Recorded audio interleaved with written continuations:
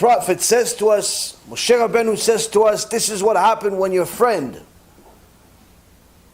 hears the truth and rejects it. Not your opinion. You showed him.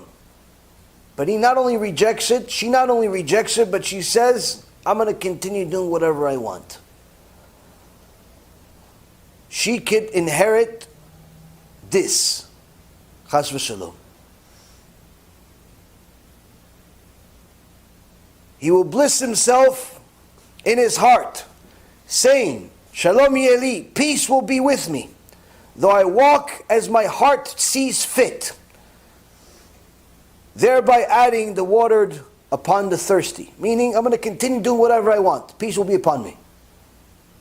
Hashem will not be willing to forgive him, for then Hashem's anger and jealousy will smoke against that man, and the entire imprecation written in this book will come down upon him, and Hashem will erase his name from under the heavens. When you rebuke a person and you tell him, listen, you cannot drive on Shabbat, you cannot do such and such, Hashem said no. If they say, listen, I'm not ready, I'm a loser still, I'm addicted to my sins, that's one thing. That's one thing. They're admitting guilt, they're understanding they're wrong, that's one thing. It's not good, but at least they're acknowledging the problem. But if they're saying, listen, I'm going to do whatever I want, go fly a kite, everything's going to be fine. Kadosh Baruch Hu says, no, it's not. Your attitude that everything's going to be fine by itself inherits the person the worst possible thing in the Torah. Kadosh Baruch Hu is saying, I'm not going to forgive that person. I'm not going to forgive that person. Now, where else in the Torah does it say that Kadosh Baruch Hu is not going to forgive that person? In the book of Psalms, chapter 90, verse number 3. David HaMelech says to HaKadosh Baruch Hu, you reduce man to pulp, and you say, do tshuva, O son of man. Sometimes, a person does not hear out the message from HaKadosh Baruch Hu, so HaKadosh Baruch Hu says, okay, she didn't listen to words, let me try to talk to you in a different way. And he starts bringing him different tests. Small loss in his stock portfolio by like 50, 60% in one day. Small. Only 50% of his life savings. His wife all of a sudden calls, says, listen, honey, I'm not going to be home tonight. Oh, where are you going? Well, I'm going away. For how long? Forever. What? What happened? Small. Little news that he got from the house. Small. Partner says, hey, listen, by the way, you're fired. What do you mean fired? I don't have the business. Yeah, not really. Because remember when we signed the original contract, you didn't really have your name on the company? Yeah, I figured it's my company. What do you mean? But I helped you build it for 30 years. Thanks. I put a check in your bag. What do you mean put a check? You see a check? $100,000. What do you mean? The company's worth $50 million. Thanks. I said thanks. Didn't I say thanks? I wasn't nice enough to say thanks. Will you help me out? What? I said thank you. Why are you being like that? I thought we were friends. Come on. You're making me upset now. Go. Get out of my office. People do this all the time. What do you think? That happened by accident? Kadosh Baruch Hu designed the whole thing. He sends them tests, money tests, marriage tests, kids tests, health tests. All of a sudden his side starts hurting. All of a sudden foot starts hurting. All of a sudden he can't see from one of his eyes. All types of things happen to him. What do you think these are? Accidents? No. Is HaKadosh Baruch Hu saying, you said Shalom Yeli, you said everything's going to be fine, I'm going to stay the way I am? I'm telling you it's not going to be fine. And he starts reducing the person to pulp. He starts crushing the person until he does tshuva. Or dies, whichever one happens first. Now the problem is, Rabotai Yekarim, is that when somebody tells you everything I just said, and whether you're already keeping Shabbat or you're not keeping Shabbat, whether you already learned Torah or you're not learning Torah, if you heard this, there's a reason for it. HaKadosh Baruch Hu wanted you to hear it. And if you ignore it, in essence what you're saying is, Shalom Yeli, peace will be upon me, I don't need this shiur. This shiur is for other people. It's not for me. It wasn't meant for me. It's a mistake that Hashem let me hear it. That's not a good response, because that means that HaKadosh Baruch Hu has to give you a stronger message than an annoying voice that's yelling for an hour and a half straight. And that's why HaKadosh Baruch Hu says that to David HaMelech, tell your people that if they don't do tshuva, I'll crush them like pulp. And we read in our Tehillim all the time. But if that wasn't enough, even at a later time, the prophet Yechezkel warned us further, saying, in the name of Hashem, you remained in your licentious contamination, because I tried to cleanse you, but you would not be cleansed. You will not again be cleansed for your contamination until I place my wrath upon you. In chapter 24, verse 13, HaKadosh Baruch Hu outright threatens us. He says to us, I gave you a chance to cleanse yourself. I gave you Rosh Hashanah to cleanse yourself and show up pure with the intention of staying pure. I gave you an opportunity of Yom Kippur to show up clean and remain clean. I gave you a shiur 3 times a week that gives it to you on your head every week, no questions asked, to constantly fix different things about you so you're not overwhelmed and think that you have to fix everything overnight. But every week, take 5 minutes out of the 2 hours and apply it to your life. I gave you opportunities, like HaKadosh Baruch Hu says. I gave you opportunities to cleanse yourself, but you were addicted to the contamination. You were addicted to the tumah. What's the tumah? The sins. You liked stealing. You liked being with women that are not your wife. You liked being with men that are not your husband. You liked cursing. You liked doing things that are against HaKadosh Baruch Hu's will. You liked the tumah, meaning while you were even doing mitzvot, because you liked the mitzvot also, you were thinking about the sins too. Hashem says, that type of personality, you didn't listen to the rebuke. Now, I'm not going to let you do tshuva until I put my hands on you. Hashem yishmor v'yatzid. Now, if a guy the size of some of my former clients that were football players, different athletes, shows up to you, if my friend Kendrick, he, God bless him, was blessed with size. He's enormous. But he's not only enormous, he's very intimidating. Just his voice scares you to death. One time I saw him in action, it didn't look so pretty for the other guy. The other guy just looked at me the wrong way. My friend Kendrick makes sure he doesn't look that way anymore. And this was in my past sinful days, but the other guy wasn't a really nice guy also. Anyway, now if he shows up, comes to the shiur, and maybe one day he's going to come because he's starting to learn now too. So maybe one day he's going to come and scare all of you guys more than I do. He shows up and he says, you're in my seat. Which seat? The one you're sitting. It's my seat. What are you going to do? Nothing. You say, oh yeah, I didn't know. I only sitting here for 3 years. I didn't know I was just keeping it for you. I didn't know I was keeping it for you. I'm sorry. I didn't know. Your name's right there. Yeah, you start writing it. Yeah, it's your name right there. It's your name right there. I didn't know it was your seat. I'm sorry. I'm sorry. What? He's a mountain of a person, God bless him. And he's scary to death. You see, he's scary. Some of my other clients, huge, enormous people. I saw one of the guys that played for, I don't know, the team of Jaguars. Jaguars is a lineman. Honestly, I thought it was a part of the wall, and it just started moving. Enormous person, God bless him. Huge. Huge person, and the best thing about it, he runs faster than light. It's unbelievable how big they are, but they run fast. I don't know how that's possible. Huge people. He says to you, listen, you're in my building. You run out of that building. Why? Because they're scary to death. He says, wait till I get my hands on you. You start crying. He didn't even put his hand on you. He's just joking with you. You start crying, no, I didn't do nothing. I don't know why you doing this to me. Now when the dog was just busting your chops, kid. You're like, oh, well, no. You start crying because you're so nervous. Right? And it's funny until now.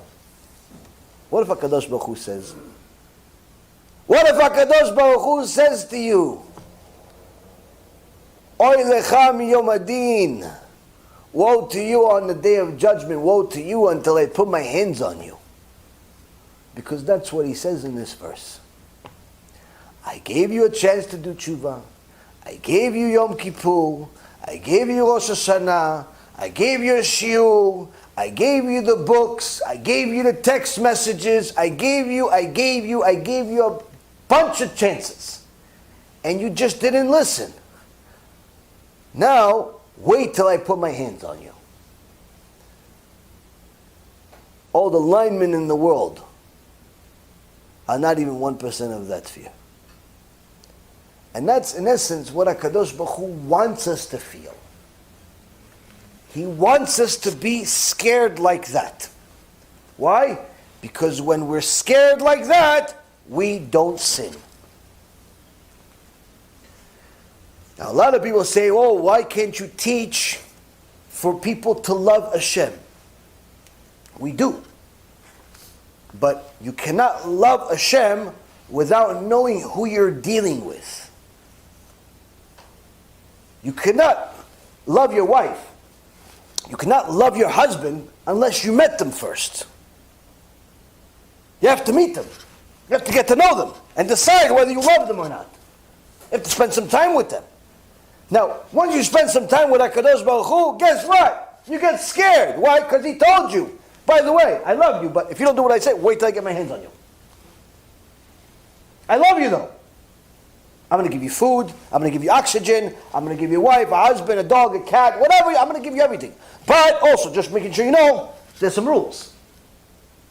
And if you ignore my rules for an extended period of time, I'm going to get you. But I love you though. That's why I'm going to get you. Now people are going to say, hold on a second. If HaKadosh Baruch Hu loves us so much, He's our Father, He's our King, where was God during the Holocaust? How could Rabbi Akiva say in Gemara Masechet Brachot that everything that a Rachmana does, everything that HaKadosh Baruch Hu does is only for the good? How can you say that the Holocaust is good? How can you say that the Bet HaMikdash being destroyed twice is good? How can you say that the pogroms, the inquisitions, the nightmares that we've gone through for over 2,000 years straight, how can you say all of that is for the good?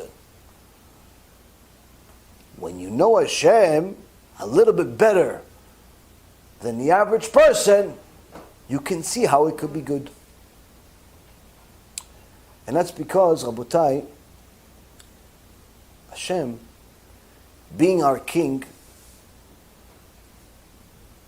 is one thing. Being our Father is another. You see, if He was just our King, He would have destroyed us long ago. But because He's our Father, He does not want to destroy us. You see, a king doesn't necessarily need to care for his people. A king needs to rule his people. As long as there's order, the king's honor is intact. If there's chaos, the king has to do what he's got to do to make sure that honor gets back to where it's supposed to be. If that means killing people, so be it. But that's a king. HaKadosh Baruch Hu is not just a king. He's also our Father in heaven, which means that He has to do whatever He has to do in order to preserve us as a people. Now, from His mercy, He gave us an instruction set called the Torah, that was written 974 generations before the world was created. That Torah gave us a guide, a rule book, an instruction set of how to live life in accordance to not only His will, but also in accordance to our will too, what will ultimately be our will. He gave us this book, this beautiful book. He gave us an instruction set. But He also told us that, listen, there's rule 1 through 613. You go and you follow these 613 rules, everything is good, permanently. But if anytime you steer off, there's a reaction to it. This bad, that bad, some other things fall apart. But as long as you're still within the vicinity, and you're still doing most of it, you're still okay, every year we'll start over. Every year you'll fulfill the mitzvah of Teshuva. We'll start over every year we'll start over. You made a few mistakes, no problem.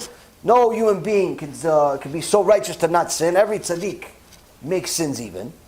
But the point is, as long as you still stay within the vicinity, we're okay because we can restart every year. Instead of doing the whole accounting after you die, we do counting every year. But if you simply ignore the rules altogether and you write a new set of rules, your rules, that are determined by your emotions, that are determined by your desires. Every day it's going to be different. Every day you're going to have a new Torah. Every day you're going to have a new book to follow. One day she's your Torah, one day he's your Torah, one day that's your Torah. Every day is something else. Your desires are taking you somewhere else.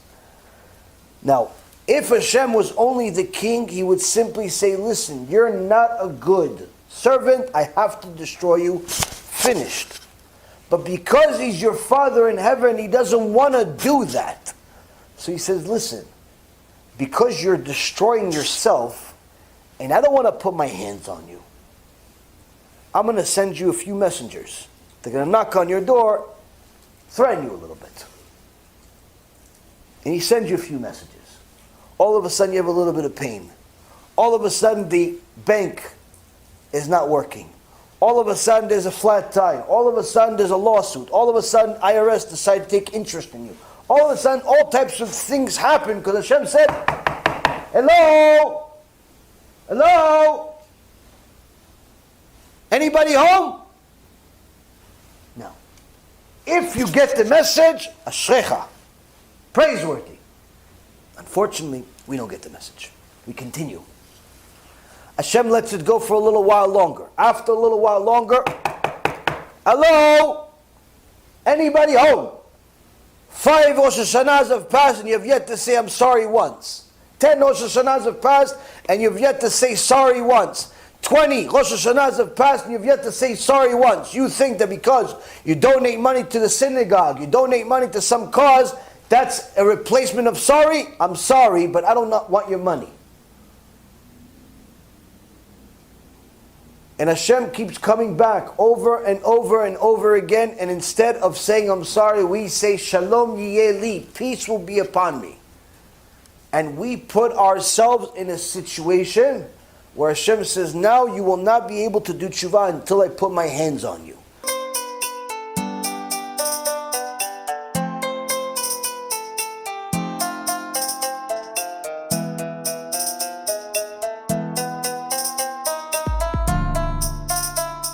Let me know what you think, and make sure to share it because other people need to learn too.